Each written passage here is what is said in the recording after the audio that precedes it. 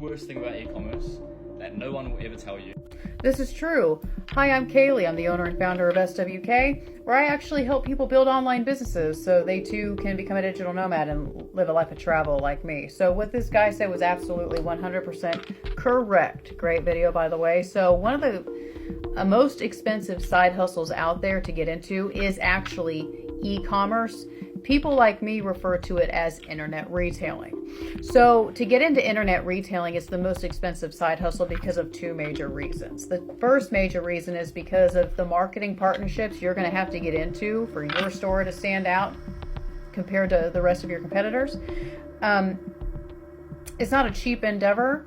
They know you need them, and they're not nice to play with either. So there is that. The second major reason is because once you actually start making high numbers in that Shopify account, they're going to hold your funds. Just like the guy said in the video. Yeah. Claiming like they're investigating for fraudulent transactions or whatever. But here's the thing. That hold could last for months.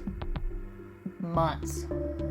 So you're going to have enough liquidity on the back end to make sure you can pay yourself because you got bills to pay, because your employees that you may have, they have bills to pay, so you need to make sure you can still pay them if you have any.